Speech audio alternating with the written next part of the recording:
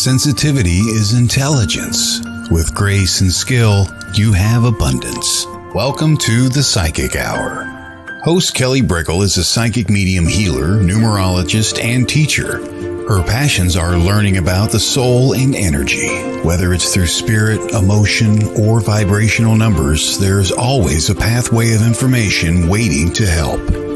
Now, here is your host of the Psychic Hour, Kelly Brickle.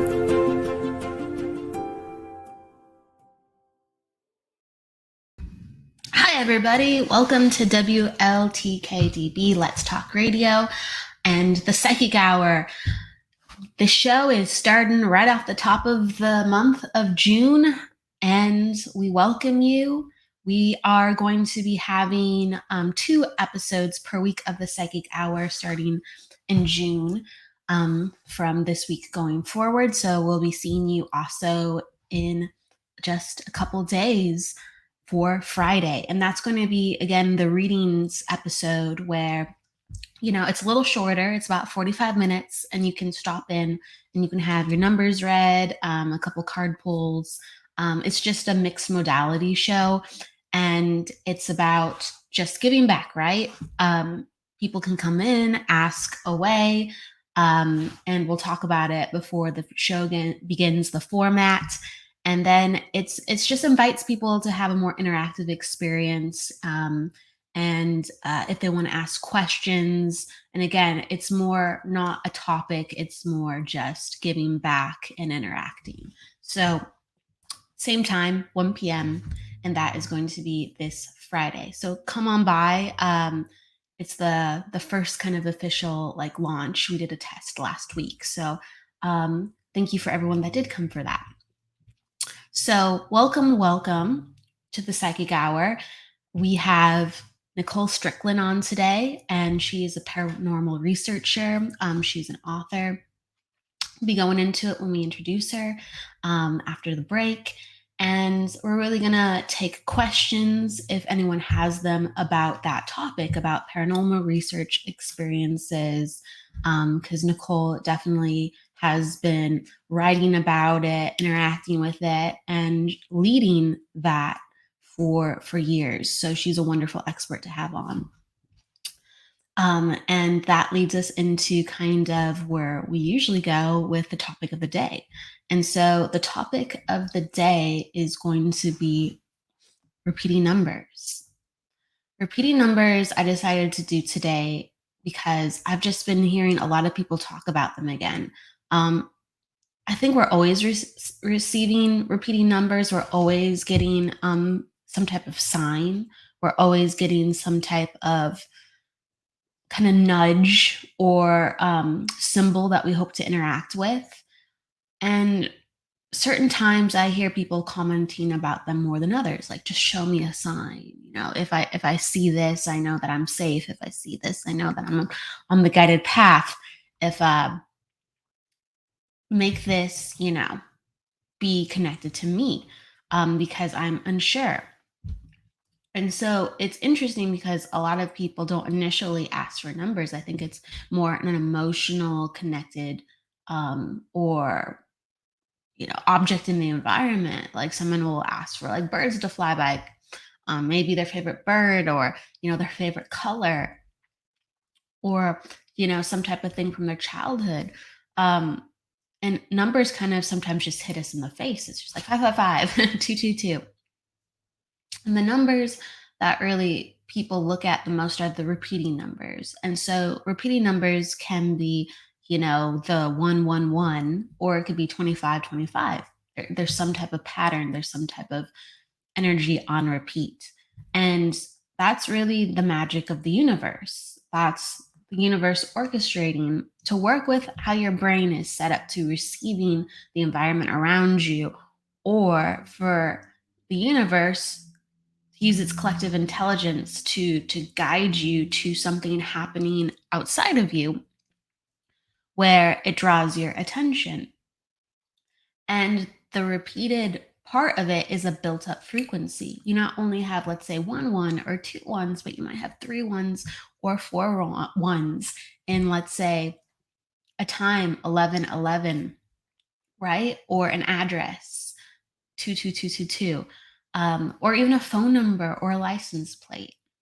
So not only are you looking out for a one or a two, but there's this repeated validation. And that's, I think, why people are drawn to numbers so much.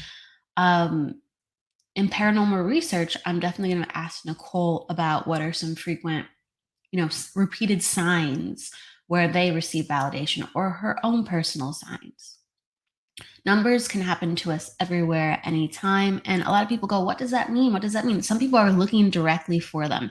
Other people are like, they're like, good Lord, what does this mean? And honestly, it comes from really two sources of what that can mean most times.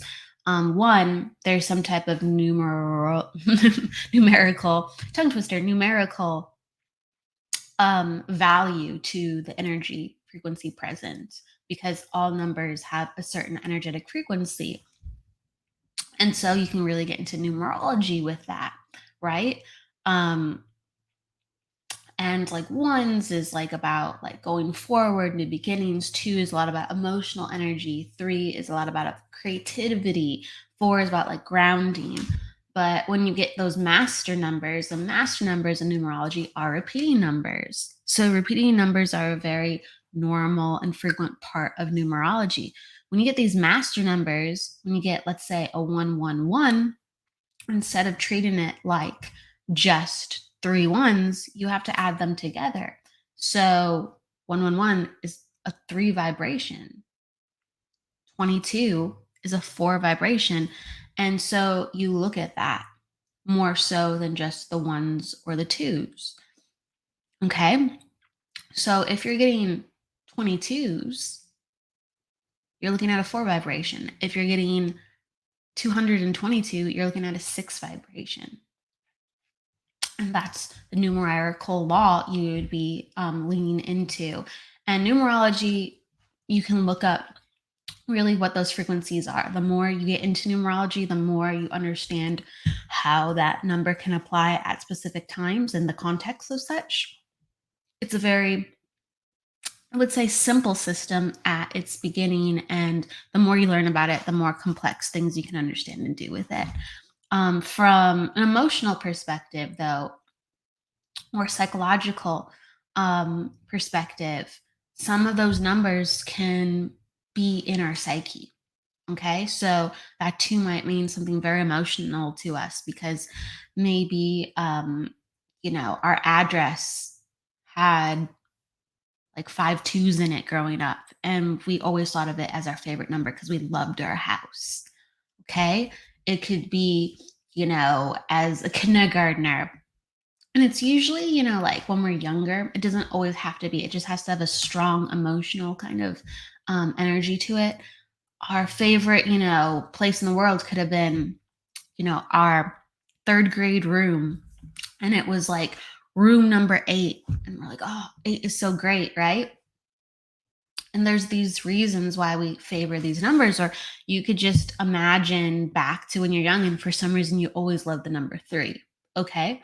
So there's going to be certain predispositions why we have these emotional connections to certain numbers too, as well. And so on one hand, you can follow this numerical kind of code with how energy runs. And then also there's this just emotional nature too, to how the energy runs, and to explore which one it can be. Like, I want to just remind everybody, because yes, today is about repeating numbers to draw forth inspiration, but it's really about signs.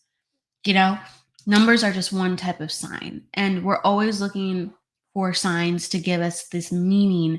And we have this expectancy, or this longing expectancy, if we don't, let's say, have an answer. And really, the signs, whatever they are about us learning how to understand ourselves. Yes, the universe around us. Yes, things that are happening in our radius, absolutely. But it's about to understand ourselves, because if we understand ourselves and we understand how our body decodes things, or how we receive energy, right? and how our unique workings translates the energy and understands the energy, then whatever's happening in the external can be understood by some type of awareness inside of us.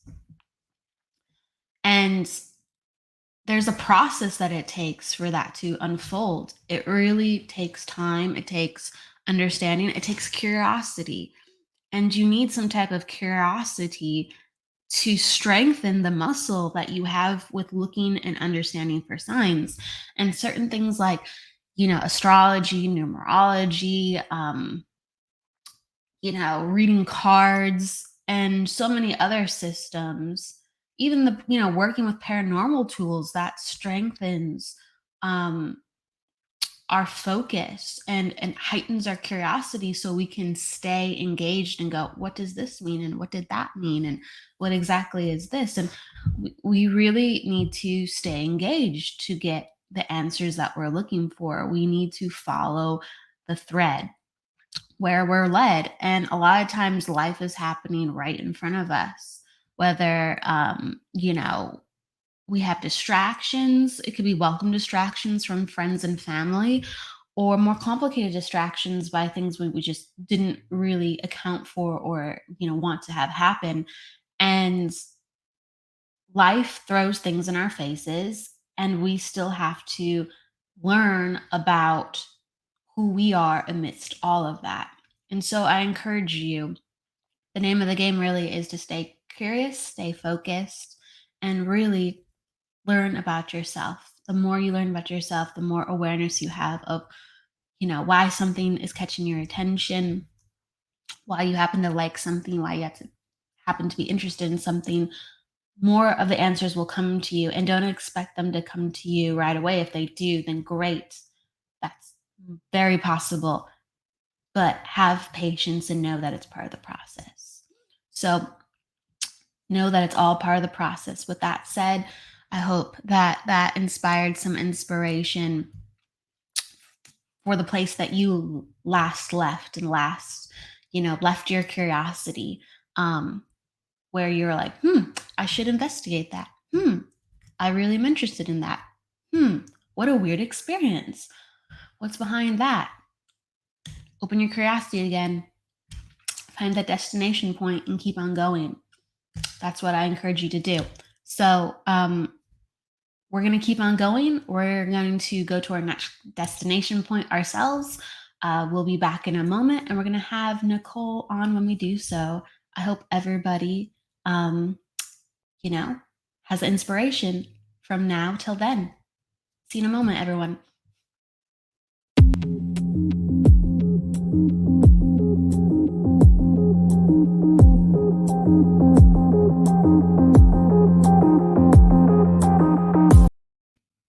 Hello, everybody. Welcome back.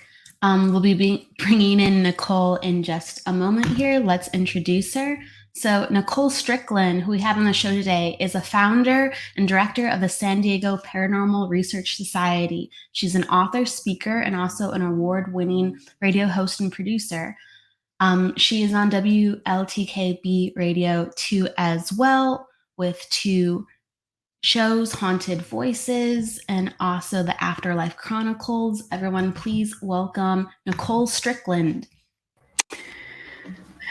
Hi. Thank you for having me today. Absolutely. Thank you for coming on the show, Nicole. How are you? I'm doing good. Yeah. Long time no talk, right? Yeah, so much. Yeah, thank you so much for having me. I love your show. It's amazing. And I just got a little numerology lesson there, which is so cool. I didn't expect that today. So, yay. I kind of just like put my mind out into the air, and I go, what is the most needed topic today? And it just sometimes comes from random places. It really does. But even though maybe numerology is something that is not in a modality that's closest to your heart, what's something that you use frequently when you're using your own intuition or with paranormal research? Oh my goodness. It's kind of hard to put that in words. It's almost I just trust, I guess, the emotions, I guess, that come through. So, like, if I'm on a case or whatever, or just in everyday life, if I get a certain emotion and it's almost like that aha moment, like, okay, you just get that, you viscerally know, like, okay, yes, that's it. That's kind of what I go with. It's very hard to put it in words.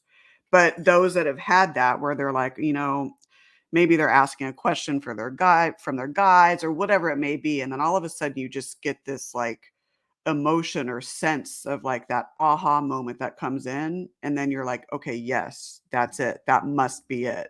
It's hard to phrase it though. I think you're phrasing it It's like great. weird. Yeah, it's so hard to I mean, put in words. our bodies are tools. We use Mhm. tools obviously to assess kind of what is going on around us too, but our body ultimately is a tool, and we're fine tuning it, and our feelings are probably one of the greatest programs within our body that runs the information. Yeah. Yeah, exactly.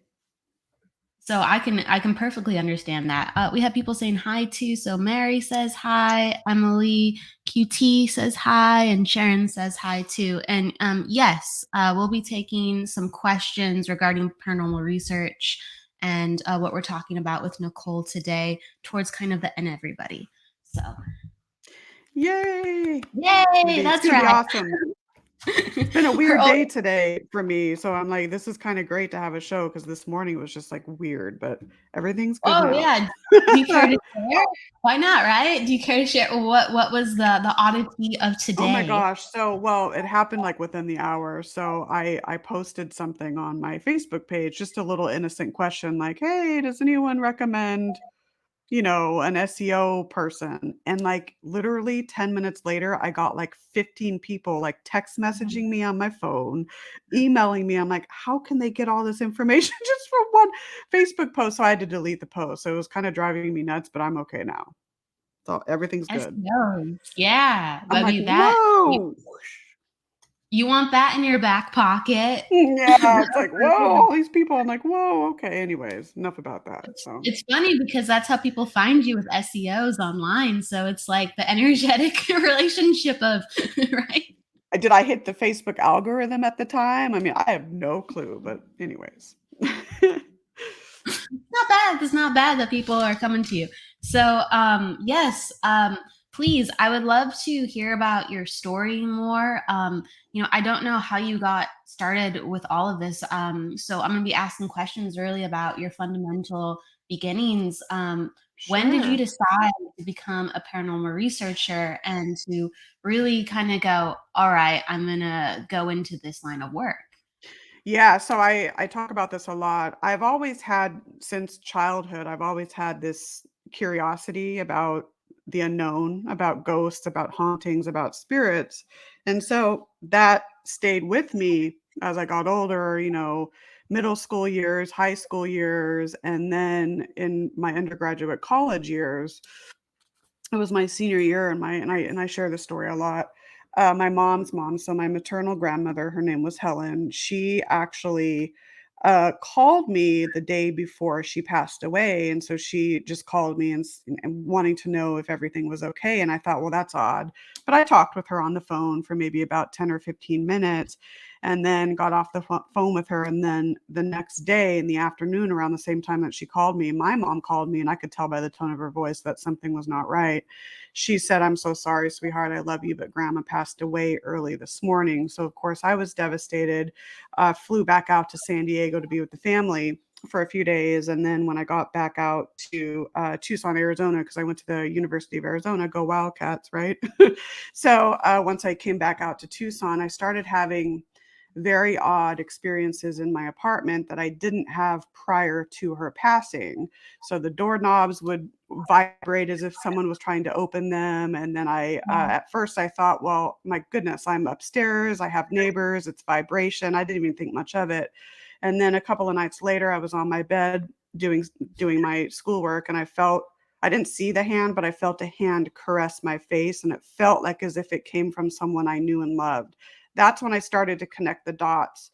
And I thought to myself, oh my goodness, could this be Helen trying to reach out? I didn't really put much stock into it at that time. But again, a couple of days, 2 or 3, a few days later, again, I was in my room doing my schoolwork, and then all of a sudden, I saw out of my left peripheral vision, I saw my grandmother standing over near where my closet was. And Wow. so she looked full-bodied, she looked about 10 years younger, and it looked as though there was a white spotlight shining against her back, so it created this very bright white halo around her. She didn't say anything, but she just stood there with a slight peaceful smile on her face. And so that's really when I started to connect the dots. And so I thought to myself, my goodness, am I projecting this? You know, because I was grieving so hard for her. Is this some sort of bereavement hallucination? Am I doing this or is it her coming to me? So I talked with my mom, of course, her daughter, about it, and we let Helen know that the family's okay. She always worried a lot when she was alive about the family, that the family's okay. Everyone's doing okay. So she's free to go and be wherever she wants to be. And so after we did that, the experience has started to cease a little bit, but she does come back and visit now and then, usually around anniversaries and things like that. But it was that one experience that made me think to myself, you know what? I want to just get out in the field and start really learning about ghostly phenomena and how in spirit communication and the fundamentals of what paranormal activity is. So it was really her that set me on this path. I don't know if I'd be where I am today if it wasn't for that one experience. So I thank her for that. Yeah, that's pretty you know, whoa. Not Yeah. everyone I Yeah. sees their loved one, from head to toe practically. Sometimes they'll get a version of that, but you actually saw her. Yeah, full, and it was very slow motion, like, she may have it probably, I mean, for an apparitional sighting, I mean, they're so fleeting, but me looking at her, I would say at least 1 to 2 seconds went by, which is a long time. So I Makes got to sense. see her, she looked younger, she was just wearing one of her favorite dresses, her hair was done all beautifully, she was, just more vibrant looking than when she passed because she was about 96 years old when she passed. So, it was truly amazing, and so I really credit her with getting me on the path of researching the paranormal, and I've met so many amazing individuals, everyone on WLTKDB, for example, just amazing, all out amazing individuals working in this field, so it's pretty cool. It is really like a pleasure that everyone's so passionate, and we're all coming together for, yes, we have Yeah, like these different passions within the passion of paranormal research, like cryptozoology and paranormal research and mediumship, and it's really nice. I agree. It feels like harmonious. Um it that's does. so may I ask too, with that first initial happening with Helen, did she kind of just evaporate after those 1, 2 seconds? How did the transition of she was there to she wasn't there happen? If I remember correctly, it was almost like a slow fade from what I can remember, and then I just after well, when she was there and then she faded, right after I felt just a very strong sense of peace. So because of that feeling of peace, I'm inclined to say that maybe that was her way of letting me know that she's where she needs to be and that she's okay now. So that's kind of what I took from it. So, but yeah, it was like So a slow fade, if slow that makes fade. sense. Yeah, from Yeah, what I remember. Yeah. it absolutely makes sense. From that moment, since you said you had a sense of peace, you didn't have maybe a total sense of anxiety. It kind of led you into a gentler curiosity rather than a panicked curiosity. I would say so, yeah, I mean, before that, I mean, it like I said, from childhood, I always had this like strong curiosity about ghosts, about hauntings, about things like that, because that's kind of where my specialty is, in the ghost, spirits, and hauntings arena of paranormal research. But that experience with her just almost solidified my curiosity, and it let me know, like, wow, maybe you need to do something with this. And so that's kind of what set me on, basically what set me on the path. And since that time, I volunteered with different paranormal teams in the SoCal, Southern California area, and then got some experience under my belt working with different people. And then that's when, in 2009, I founded the San Diego Paranormal Research Society. So it's been a really cool journey, I must say. So you said you met a bunch of different people. Can you talk about that? Like, what led up to then founding the the society? I think early on, I always probably wanted to have my own team, but I wanted to get some experience under my belt. So I early on, I researched online, different teams and if they were looking to have new members. And so I joined one team. I believe it's now, I think it's inactive now, but it was the Southern California Society for Paranormal Research. And so I went on a few investigations with them, just kind of learning the ropes of what goes on an investigation. So I went on a few private home cases and different historical cases, and I really liked the aspect of getting in there and investigating and trying to figure out, okay, what's going on at this site? Is it something that can be explained? Is it something that is definitely considered to be paranormal? So every case is so different.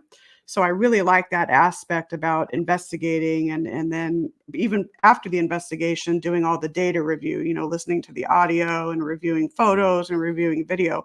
I really enjoyed that. And so that just stayed with me. And after a while, it just landed in my lap. It was just a strong desire of, you know what, I'm going to have my own team. And that's kind of where that came to be. And so from 2009 to now, I mean, I've learned a lot. The team has changed over the years, different members coming in and out, obviously. So where it is now is, how I like it to be. We're a very small team. We haven't done much in the last 2 years because of the pandemic, so we're slowly starting to get back out there. We actually just got a case request today. Speaking of cases, so it's hard to put in words, but just everything in terms of paranormal investigation for me, I've just put my trust in it, and things have, I guess, flowed as they should with it, if that makes sense. So Yeah, that makes sense. And so you said, you've had different team members throughout the years because it's like, wow, like 13 years, I know, approximately. right? My goodness, it's It's been like, so fat. yeah, Time flies so fast. it's crazy like that. Your current team, who does what on your current team? What responsibilities do they have? Specialties do they have? Sure. So we're very small knit. So we have a lot of a few associate members that sometimes come out with us. And so basically, small knit being, it's mainly Ali Schreiber, a very dear friend of mine, and I. So I of course founded the team. So of course I serve as director. She's co-director. We both kind of involved in the case management duties. It just depends. I may case manage one case, and then she may case manage the next. So it's very collaborative with her and I. We obviously, take on the duties of, when we're on a case, investigating with the different methodologies, doing different sorts of experimentation, whether it's, electronic voice phenomena, ITC, instrumental transcommunication work, divining. Some will employ metaphysical practices as well, working with divining rods, dowsing rods, pendulums. So it's basically a co-effort between her and I, and then of course some of our associate members. If we're investigating, I guess, a site that maybe is larger and we may need more people on site, we'll have guest investigators that we know and trust come, or some of our associate members as well, one of which is Marie D. Jones. She's in San Diego as well. Oh, well, she's more in San Marcos, so about 25 minutes north of me. So we basically share in the Allie and I share in the same duties, and then we also are the co-hosts of the Spirits of the Adobe tours. at the Rancho Buena Vista Adobe. So for those that are familiar with San Diego and North County, the Adobe's in Vista. So Vista's right in between Oceanside to the west and San Marcos to the east. So it's a very, very rich, historically rich adobe. Goes back to like 1845, 1850. And so right now it's a historical site. So for 10 years, we've been doing these fundraising tours there, which give people a chance to go throughout the different rooms of the Adobe and learn the history of the site, and then we run it like an actual paranormal investigation. So we'll do a group, collective group, electronic voice phenomena session. We'll do a spirit box session, and then we'll do like a pendulum divining rod session, just to give people an idea of kind of what goes on during an investigation. And then we show different types of equipment and things like that. So that's kind of how it is. So we share in a lot of the duties just because it's so small, and we like it. Allie and I will say this: when investigating the paranormal, when you're with someone that you have a mojo with and you just click, in our experience, we get a lot more with that because there's just something about our combined energy that works and gels really well. And so Allie and I always joke about that. I mean, sometimes we'll be sitting there during an investigation, and I kid you not how many times this has happened. We'll start to ask the same question, and then we'll be like, my goodness, are you reading my mind? No, are you reading my mind? I mean, it's crazy. So it just works. So she's phenomenal. I love Allie. That's So amazing, like, the synergy that you have, like, the synergy, that's a good word. good things are bound to happen when, like, and it's just like there's never a dull moment. Like, Mm-mm. just be grateful for those people, Right. and far Absolutely. between. Um, Absolutely. I know that when you talk about cases, sometimes you go into such detail. Like you do a lot of research and like the history and the background, Yeah. and that's phenomenal. Um, have you always had a passion for like history and like really diving deep in all the details? Well, I can say when I was younger and in elementary school, I would say history was probably one of the subjects I liked better as opposed to math, for example. But I didn't start to really get a gist or a love for looking into historical tapestries until I was an adult. So, probably until I started researching the paranormal, that's when I really started to understand that, wow, you really can't have authentic paranormal activity without history. It's almost impossible. I almost say like they're best friends with the deer kinship. It's like, peanut butter and jelly, they just go together. So, that's when working in the paranormal, I mean, you have to look at the historical aspect of it. And then with, for example, San Diego has all these different layers of historical time periods as many towns and cities do. So it's almost like having a puzzle with all these pieces scattered all over the place, and really finding out and seeing what pieces can fit. And when you can fit, or with paranormal, it's not really black and white, it's gray. But if you can feel comfortable in two pieces of the puzzle fitting together, the experience you get and the vibe that you get from that is so cool. When you can say, "Oh wow, okay, these two pieces can really fit together." And sometimes you can't know for sure if they do, but it's just if without a reasonable doubt, if you can say, "You know what? Wow, these two pieces, they really fit together." For example, if you have, let's say, a historical aspect of one place, and then let's say on one of your investigations, or if you're doing a case study, meaning that you're there for a longer period of time, which I recommend because it gives you a lot more time to understand what's going on. Let's say you have an EVP capture, electronic voice phenomena capture, that maybe seemingly answers a question or may explain something in terms of the history of that site. Wow, those are like two pieces of the puzzle that may fit. So I love when that happens. That's really, really cool. How is there a case I want to ask that you're still working on now? Because some of these take years. Oh my gosh. Yeah, absolutely. Is there one particular one that you're still cracking the case on? I think, a lot of people are only, and I'll answer this, but before I answer it, a lot of people are only granted maybe 8 hours. Maybe it's a one-time investigation of a property. So you have to do your best with that. You may not have the opportunity to go in, month after month or week after week. Now, for us, in terms of the Adobe, we've been investigating historically and paranormal wise, we've been investigating the Adobe now since 2011. And so we're very familiar with the history, of course, but there's always aspects that may be discovered on a paranormal investigation that you may not find in the historical archival records or vice versa. So one example I have with the Adobe, and there's a room called the Major Domo room. So that's kind of the head foreman's room back in the day when it was a rancho, and when they employed a lot of different individuals. So that room now, it's and there's all kinds of artifacts throughout the Adobe. So it's still known as the Major Domo room. But back in I think it was the late 20s or early 30s, when the Adobe was receiving electric wiring in the building, the guy that was installing that discovered in the Adobe walls skeletal remains.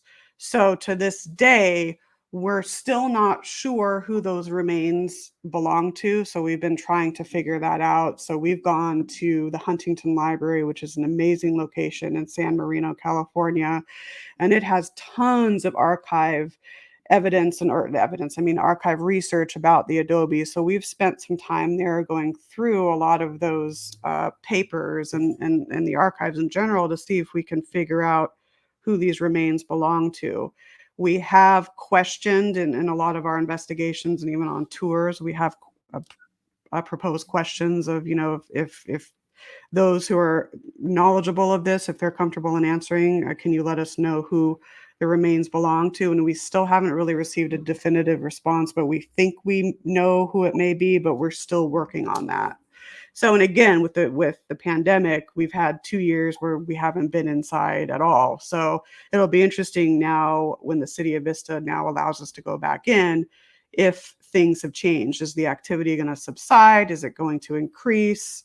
What's going to happen when we first get back in there? So, but I think, with Kate, with paranormal investigation, there's always something new to learn. So even if there's a team that has spent maybe 2 or 3 years at a site, they may say, okay, well, I think we've pretty much discovered all we need to discover regarding this place. Well, maybe not. Maybe they could go in another time and then yet discover something new. So each case is so different in that regard, which makes it so fascinating to me. So, as well as the Adobe, what are some of your favorite cases that you worked on? oh my gosh. Okay, besides the Adobe, of course, the Queen Mary would be on the top list there as well. For me personally, we've gone in there and done investigations as a team and as a part of other or collaborative efforts with other teams. But for me personally, I'm always trying to learn more about the ship's history and learning more about the ship's resident spirits, because there are so many there. That's like a whole talk in and of itself.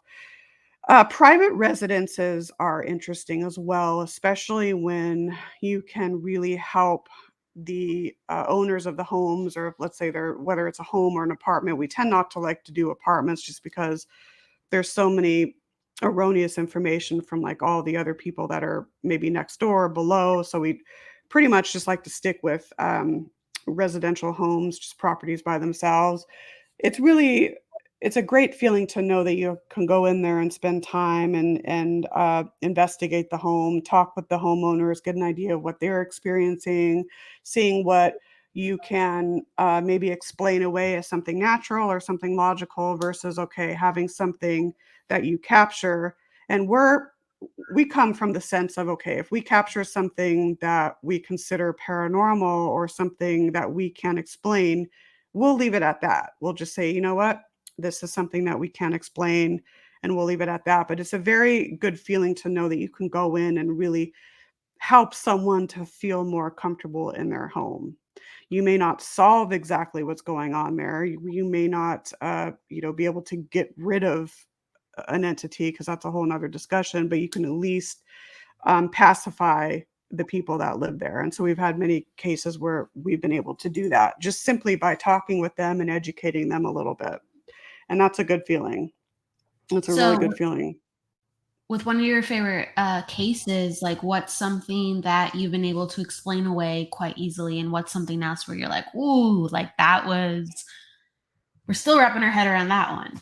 Yeah, so every case is different. I mean, one that comes to mind because it happens often is the whole EMF factor, so the electromagnetic field frequency factor. And so we've had cases where people have at night, they have nightmares, they may have some sleep paralysis, they may just get very anxious when it's time to go to bed. And we've developed this pattern. We've seen this pattern that a lot of times, if they have a lot of equipment running near their bed, for example, fans, even ceiling fans, alarm clocks, if you take an EMF meter and you put it next to an alarm clock, you'd be surprised at the high the readings can be, which can cause people that are sensitive to EMF, like myself, it can cause feelings such as nausea, headaches, a feeling of being watched, a feeling of anxiety, things like that. And so we've, on several cases, we've asked them, okay, maybe move your alarm clock away from the head of the bed, for example. And you'd be surprised after a few days or a couple of weeks, we hear from them and they're like, you know what? Wow, my bad dreams stopped. I don't feel as anxious anymore. So that's just kind of an example of that. Let's see. Oh my gosh, it again, it depends on the case. I mean, sometimes, locations are very audio friendly where you just get amazing EVPs or disembodied voices. For example, one that we did up in Fallbrook, it was, and I'll try to keep this short, it was a large home up in Fallbrook, and she had these security cameras monitoring each of the rooms. So just like an infrared DVR monitoring system. And she kept seeing these orbs flying in like all these cameras. So we went out and we looked at the cameras, we looked at the examples that she showed us, and we were able to say, you know what, the dust that is flying around the room is being illuminated by the IR sensor. And so we were able to explain that, give her examples, and so that alleviated her stress. But also, one of her relatives, I believe it was her husband, that passed in the home a couple of years prior. I'd have to look up the case notes to be exact on the year, but it was a couple of years prior. So when Allie and I were in there one night doing some EVP work and asking questions, we did get a response of the individual's name. I'd have to look at the case notes to remember what the name was, but I think the question was something like, if there's anyone here with us, would you like to let us know your name?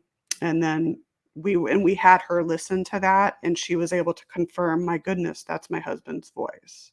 Oh So wow. it's situations like that that really make you get the goosebump feelings and all of that. So So yeah. he said his name, and his tone was actually distinguishable as well.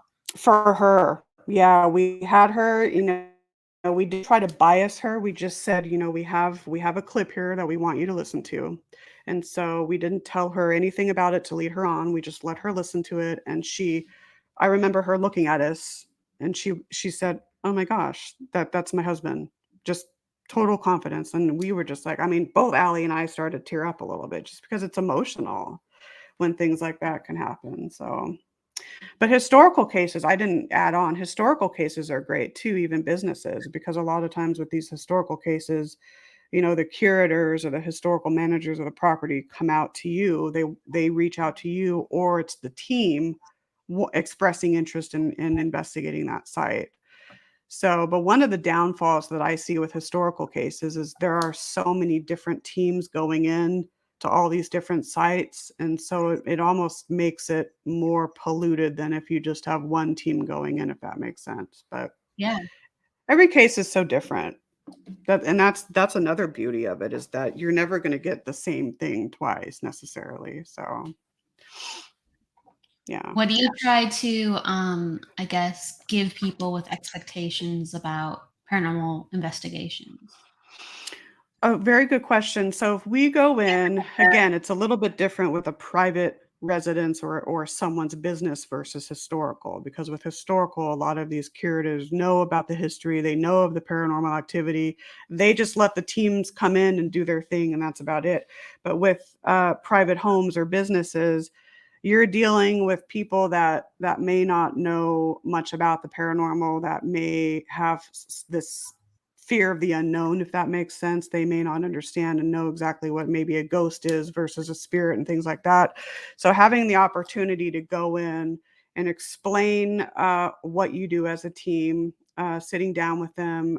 Client interviews are great because we usually do phone ones and then we follow up with an in-person interview, which is very lengthy, interviewing different witnesses separately so we avoid the bias and all of that.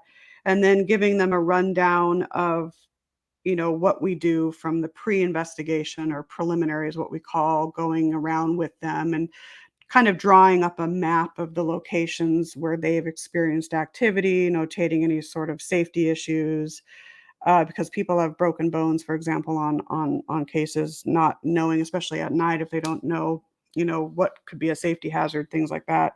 So going in and really outlining what we do, why we do it. So why are we doing this preliminary? Why are we taking baseline photographs? Why are we taking baseline temperature readings and EMF readings, that sort of thing. So really walking them through and having them be a part of the case from start to finish.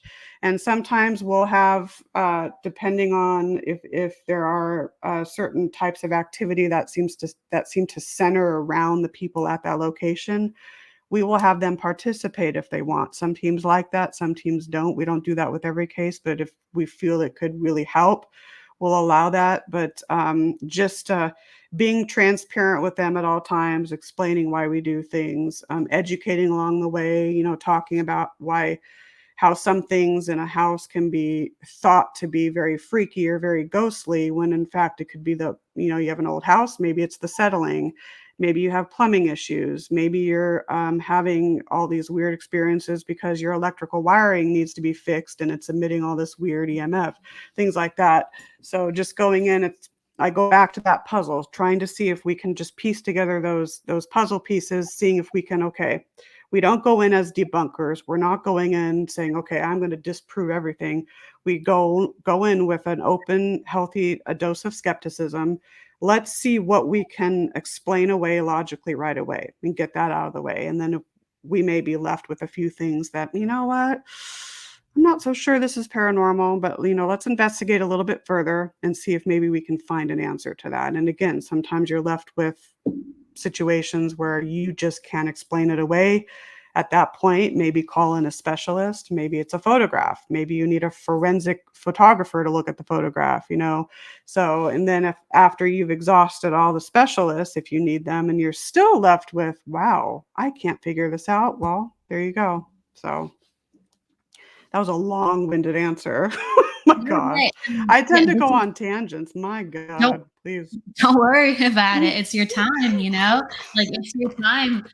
Shine away. And this is like, the collection of your experiences. A lot of people want to know that much detail because I think the perceived, viewpoint on paranormal research is like, okay, let's buy some equipment and like every little thing, let's try to figure out what spirit it is, or, and oh, I heard a bump in the night and that means we have to come back and it could be something. But you're coming from a very different technical perspective where it's like, this is how we, oversee the land and how we oversee the case and how we make decisions going forward. And we try to, not complicate problems. We analyze things so we can minimize problems. And then we look into what's going on with the best of our discretion. Absolutely. So yeah. That takes time to, I think, explain, and rightfully so. It does. So, yeah. That's why we don't usually take on more than one case per month. Sometimes we may decide to have, one, you know what? Take a drink every time I say the word case in this show. My goodness. Anyways, one case, here I go again with the word case. One case may last a month, another may last a year. You just don't know. So it just depends on, what sometimes homeowners will want people to come back in, other times not. So you just have to work with what you're given and just do the best you can with that. So. When you have entered a house, as I'm sure that you are very energy sensitive, do you go, wow, this place needs just a clearing? Or do you sometimes feel that that might temper with, you know, sometimes the evidence of the house. Like how do you gauge that? How do you feel about clearings, like either in the moment or afterwards? Or I'm really curious about that. That's a good question. So, yeah, there are times very energy sensitive, and there are some locations I will go in and I'll be like, "Oh my gosh, the energy is thick here." So then it's a matter of, okay, is it because of the spiritual energy going on here, or is it the energy that's being emitted by the living? So you have to kind of go through that. Uh, Oftentimes we will recommend, the homeowners to maybe do a sage clearing or a smudging or things like that. It's if we're in someone else's home, we're not going to automatically do that, of course, just without their permission, of course. But and it may be sometimes we've done some investigations where we'll do the investigation as is without changing the energy to see what we have. And then once we're done with that and we have, all of our data and we've gone through our photos and our audio and our video and analyzing, okay, do any EVPs correlate to any personal experiences? Do any disembodied voice captures correlate with any psychic impressions, things like that? After we go through all of that and looking at how the environmental monitoring fits in with everything, so EMF, temperature, things like that, radiation, for example, then we'll meet with the homeowners, for example, and go over our results with them. And it may be at that point that we say, you know what, you might consider us maybe doing going around and staging the rooms, because I mean I do that for myself every so on, and it's very helpful. And sometimes they'll come to us and they just want that. But it's very interesting because sometimes it's hard to differentiate, okay, the energy seems so thick. Well, okay, is it energy that is being caused by the family dynamic here? Is there stress going on? Is someone sick? Things like that versus, okay, wow, this thickness that we're experiencing, is it caused from an earthbound? Is it caused from a spirit? So sometimes it's very easy to know, and then other times it's confusing, or it may be a mix of the two. Mhm. So it's kind of working through all of that. So Yeah, yeah, to be very patient with those energies, because I 100% agree, because sometimes you can walk into a space and it feels thick, like you mhm. actually feel pressure on your body, or you can actually even see the air vibrating, like, differently, and Yeah. could be a completely positive thing because spirit is around, but like there's all these little fine-tuned, like, okay, kind of what is this, and like really to have this relationship with how you feel when you're in it, like how you Right. feel in it, because sometimes you'll walk into a room and you're like, something's just not right. Mhm. This like feel like abuse has been here, and there's a Right. thickness that pushes against your body, and it's different, but it's like, so it's yeah, it's like that's a lot of experience and trial and error and understanding and feeling, and It I is. And it can agree be with you. sensitive too for people. Yeah. Yeah, it can be a very sensitive matter too to people, especially if they're dealing with a situation, maybe a recent death, or maybe there's some sort of mental illness going on, or some anxiety or something going on. Maybe it's a new antique brought in the home that's causing, who knows, and especially if they're sensitive. So sifting through all that is what makes the work that we do so fascinating. And I will say this, I don't believe in the term, paranormal expert. Like I feel like maybe I'm a student of the paranormal, and maybe I specialize in it, but I'm of the thought like, well, how can someone really profess to be an expert in something that hasn't been proven? But yet everyone has their different viewpoints on that. So yeah. Can you say you're a case manager so I can take a drink again? Yeah. I have not alcohol. I have my naked blue machine. Yes, Well, case. There I you mean, go.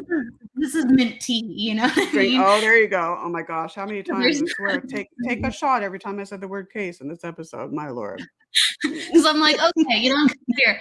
I mean, I think that, it's very humble to embrace, like, I'm not an expert of anything, but I feel like if someone's been working on something deliberately and passionately for 10 years, there's gonna be distinction where they're definitely more in the Yeah. expert category, Yeah, I and no, I agree on that. Yeah, absolutely. I Yeah. I just wanna give you kudos, so it's like, if you don't wanna Yeah. say it, that word, then just say you're a case manager so I can take another drink. That's why. There you go. Case manager, case manager. Oh my gosh. Right. Oh man. I like games. I love it. Yeah, I know, right? And so I'm one of these, I like to make fun of myself every now and then. You know what? Keeps me on my toes. It's good to have, I think a healthy appreciation because I just, this work will make you laugh sometimes. It really will. It really Yep. will. What I guess back to kind of like clearing and cleansing too. Do you ever feel like once you exit a property, are you like, oof, I need to kind of clear my own energy, and what do you do to kind of reset so you feel like you're able to laugh again? Yeah, that's a good question. Yes, and even I forgot to mention, even it's recommended for everyone that goes into an investigation, whether it's a business, historical site, or a home, to do their own sort of meditation, grounding before they go in, because you want to be healthy when you do this. You want to be healthy not just physically, but mentally. You want to be in a good emotional place. You want to be in a good spiritual place. So do whatever works for you, whether it's a few minutes of meditation, whatever grounding exercises that you do for you, do that before, even during, and even after. And then, of course, as a team, we have this opening statement that we say before we start. It just basically gives our intent that we come in with a positive intent. We come in with a very high level of respect and reverence for you and the property. So it just kind of lets the general energy know of that site what our intent is. So I recommend that. But yes, I mean, I've come home and I'll need to obviously, wash the clothes, of course, but uh, doing more, sometimes maybe it's more meditation. I may decide to sage. I may just to decide to just, usually it's meditation for me. I'll just spend a few minutes just kind of coming back into the present, and usually that works. And everyone's different too. Some people like to meditate for a long time. Sometimes, meditation can work just for a few minutes. So that's kind of what I do with it. So, I think you said something kind of important too, because you're like, I'll take off my clothes, and put on new clothes. You mentioned clothes, and I think not everyone thinks about that sometimes. Like, mhm. and really, clothes really hold a charge. They Like do. they really, Yeah. really, and it's something that's often overlooked, right? If you put on a different t-shirt, different pants, a lot of times I say it's more so the t-shirt. Um, you don't feel as spacey, or you don't feel as maybe the emotions that you picked up when you were at that place. You need that refresh of energy. Right. Absolutely. Yeah, I just think it's, well, I mean, let's say people that work in hospitals, they're going to come home and, wash their scrubs. That's a kind of a different scenario. But yeah, I just think, just getting a new set of energy on those clothes is important, as opposed to just hanging them on the closet. And so whatever energy that may be remaining on them can just kind of linger there and fester. So yeah, totally. That's a good point. It's also kind of Yes, interesting. yes, yes. You kind of made me think of something interesting. Maybe it's not that interesting, but I remember one time recently I was in a hospital, and I'm energy sensitive as well, and I feel like if I go into a room, I can kind of like feel the vibe of the room. But in the hospital, it was Mhm. so busy, and so the energies were all mixed because there were so many people, and I was in a room where there was like 100 people, like, in the Oh my room itself, gosh. right? They're all waiting to Yeah. get right? And so it was the thickness of that spirit feeling, but and it was like the high emotion and anxiety, right? And then also Yeah. it was sadness because they were, scared, or family was concerned of them. So it was all like mixed in there. And I was like, right. And that can happen, I would imagine, like on location too, is just like just constantly extracting the pieces to discern. Yes. That's a good way of And putting it. Absolutely. Yeah, I and like the way you sometimes described that. Thank you. And sometimes we get, the pieces of clothing when you said hospital, sometimes we get overwhelmed and it's just like we need to change our clothes or we need to kind of recalibrate because it's just we're getting hit with so much stuff and it's like we can't even think straight. And that's why it's so important to have that mental equilibrium and that emotional equilibrium. Totally. Right on. Right on with that. And some people don't realize that, but but having that knowledge of it and just that wisdom to know is important. It takes a lot of Yeah. time. It takes, like 10 years, I would say 10 years plus. So it's like hats off to you, but you have your hat on. So hat on to you too. Yeah. Bad hair day. I like the hat. No, it's fun. It really is. Yeah. I like it. I wear I them a like the lot look. on these shows, it's crazy. And I know it's weird, I wear hats more on these shows than I do it's weird. Why do Anyways. you think so? Why do you think so? I don't know, I don't know, I just do. I mean, not every show. Sometimes I'll wear, like, a headband or whatever, but it's like it cracks me up. I'm like, "Gosh, about 50% of the shows I do, I have a hat on." I don't know why, I just do. I don't know. I I used to wear a hat a lot as a teenager sometimes because I could just feel like I wasn't, like, overwhelmed sometimes, and it Mhm. would kind of put me in a more it just became, like, something where I'd feel more relaxed with it on. Yeah, Not saying that that's the same, it's just like it was almost like this jacket sometimes. I wear this jacket quite often because it feels like home, it just feels good, there you go, right? right, exactly. Yeah, Sometimes it's like certain things, right? why Um not? Oh, wow, someone has an elaborate question. Yeah, I just saw Do that come in. you wanna take it or, it's up to you. I have one more question for you. You wanna take it after the question Yeah, we or can do that, yeah, I mean, I haven't read it yet, so yeah, go for it. Cool. Alright, where was my mind? I know. Putting it back. What I wanted to ask was, because I think this is important to talk about too, because we're talking about like emotional energy and houses and everything and spiritual energy. What percentage of the cases do you say is more because of the emotional energy and the people present in the house versus the actual house, or let's say the land or the history itself? Oh, excellent question. My goodness, I would say it's probably less for authentic what I term authentic paranormal activity. So authentic paranormal activity that is caused on its own without any influences from the living.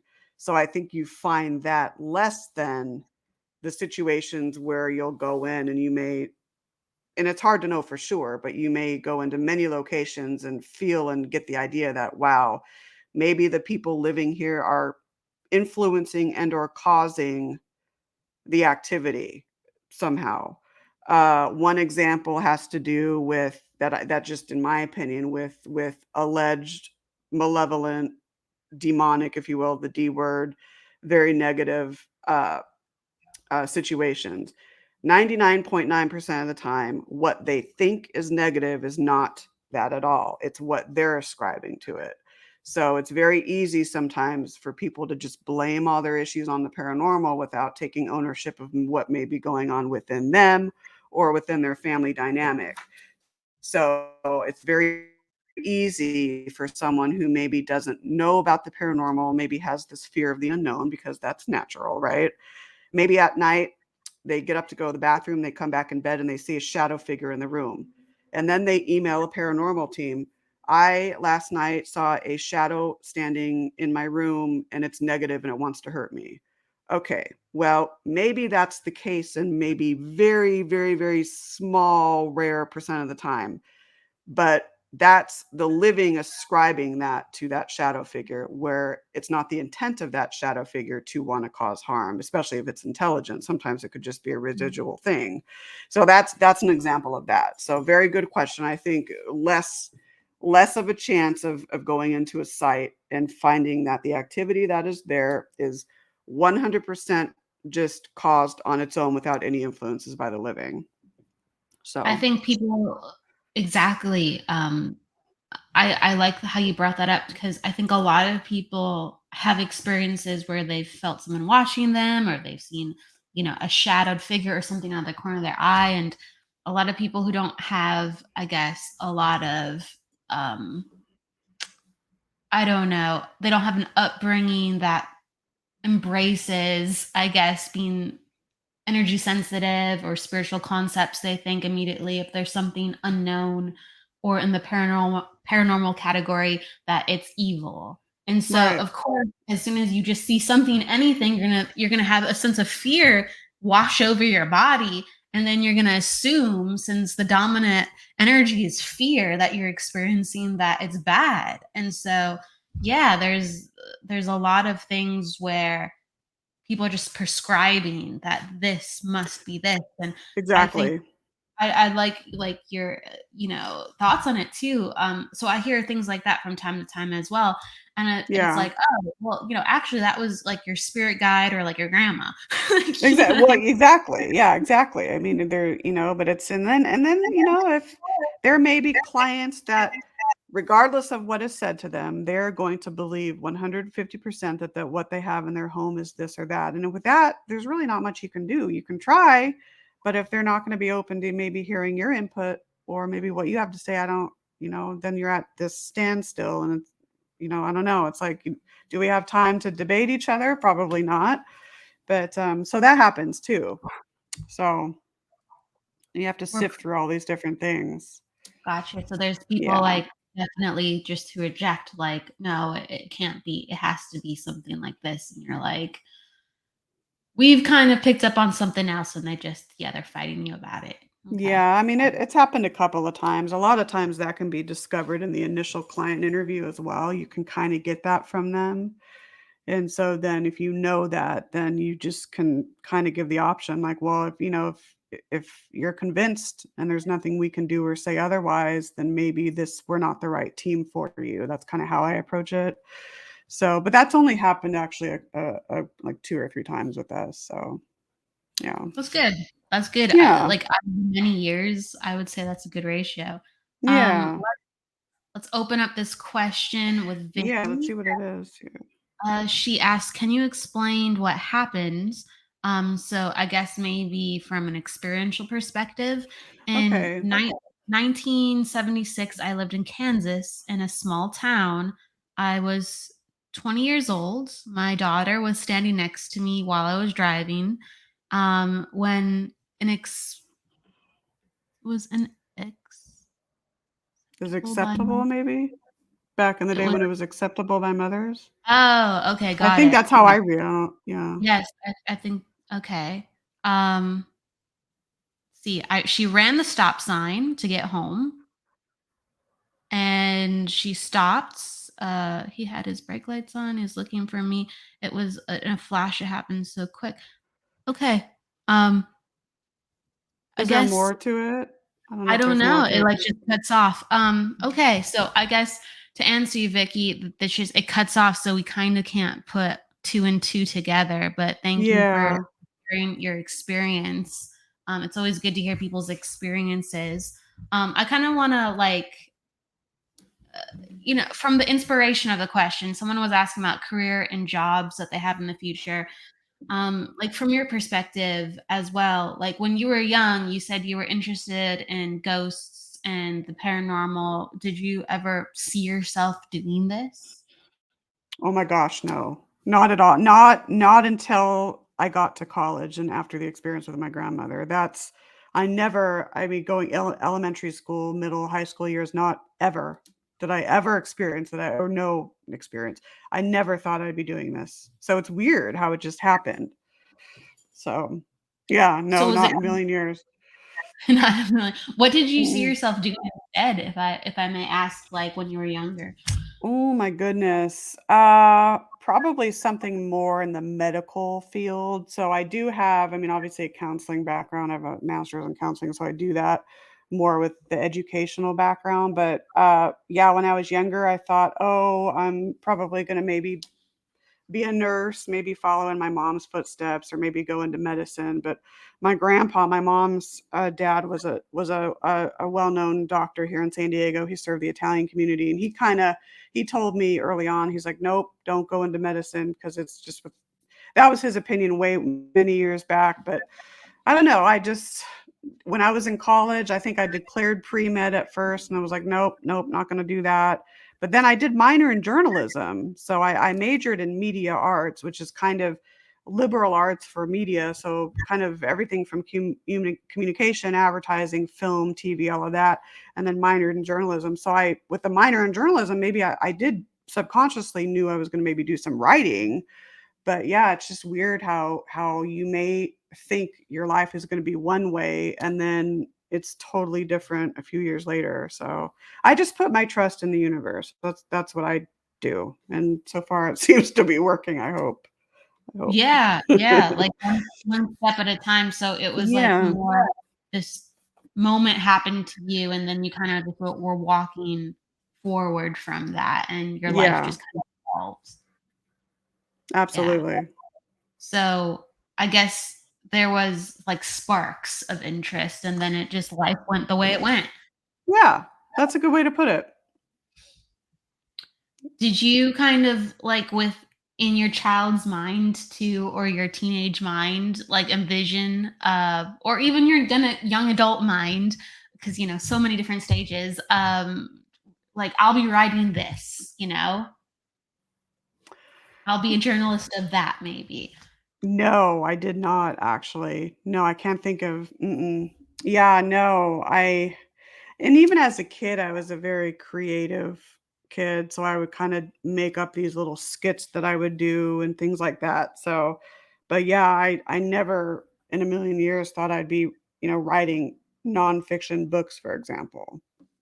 So, but I'd like to get into fictional writing at some point. I have ideas, I just haven't really sat down and fleshed them out, so It takes time, it does, I know, right? And especially when you're doing juggling, I'm sure everyone knows this, they're juggling so many different things, it's hard. It's like, "Okay." Like we gotta turn it into like a dance. Right? I'm like, "Okay, I'm gonna do this now, then I'm gonna do that." I mean, oh my gosh, story of my life. Oh, Well, how man. did as we're coming to a close though, I do want to ask you of how did your because you have multiple books you've authored. Like how did they get started? When were you Oh because my right now you're like, oh, I would love to do nonfiction, but I kind of, need a moment, right? So how were your books then birthed? It started so the very first one I wrote was in 2009. Yeah, so that was a field guide to Southern California hauntings. So I met, Dale Katz-Merrick, which is and I'm actually the California coordinator for his team, Ghost Research Society. So I met him at a California conference up near Yosemite back in 2009, and so he said, "Oh, I have a publishing company," and so I worked with him, and did that book with him. And then when I started researching the Queen Mary in 2005, I'm like, okay, I have to do a book, at least a book on the Queen Mary, but now I have three on the ship. So it's just as my love and passion for the paranormal kind of grew, and then my appreciation for writing grew because once you write one book, you want to write another. It's like, a potato chip. You can't just have one, at least for me. That's kind of how it's flowed. And honestly, I kicked myself because I thought, well, during the pandemic, I'm like, oh yeah, I'm gonna just, knock out 5 or 6 books. Well, no, I really did one ebook and that's it. So it just kind of flowed. And so after the Queen Mary books, then I did one on San Diego's Most Haunted. And then, of course, with our tenure at the Adobe, we did Spirits of Rancho Buena Vista Adobe. And then I have an Afterlife book coming out. It's supposed to be pubbed in the fall, but they're backed up because of the pandemic, which is totally understandable. So that's coming out. And then this anthology that I'm doing with Marie Jones and Denise Agnew, which is going to feature a bunch of different women and their stories in the paranormal. That's coming out. So that's just kind of how it is. And then I'd like to write more, but it's that time thing, like, well, I have this to do, I have that to do. So yeah. Well, for the anthology, I know that you are looking for people who want to share their stories.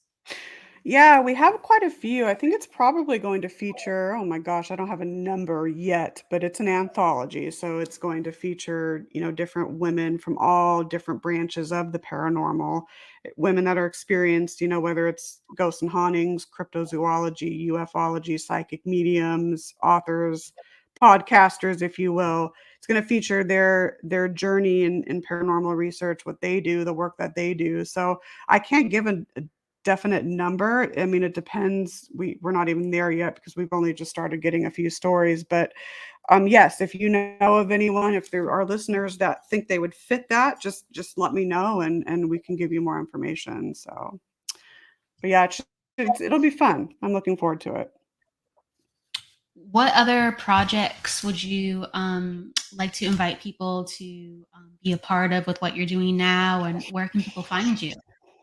Yeah, so I mean, obviously, my radio show, Afterlife Chronicles, part of WLTKDB as well on Thursday nights. If anyone's interested in coming on that show, whether you're a paranormal researcher, afterlife experiencer, psychic medium, what have you, you're welcome to email me about that, as well as Haunted Voices Radio, which is, Todd Bates' show. He's had since 2004, and then I've been co-hosting with him for I think about a year now. So anyone that's interested in coming on one of those shows or either of them, just, let me know. So yeah, that's it. That's about it.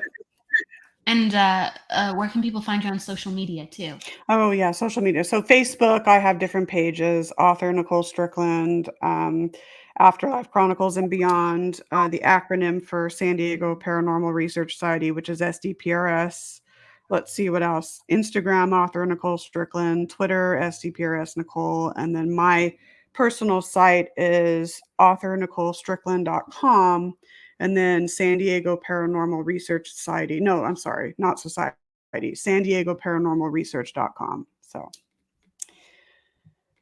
And with that said, is there any words of wisdom that you would like to leave our audience with? I would say, my gosh, on the spot, I would say just follow your heart. Follow your heart and the rest will follow, I guess. Follow your heart and just kind of put your trust in the universe and the rest will follow. That's what came off the bat. So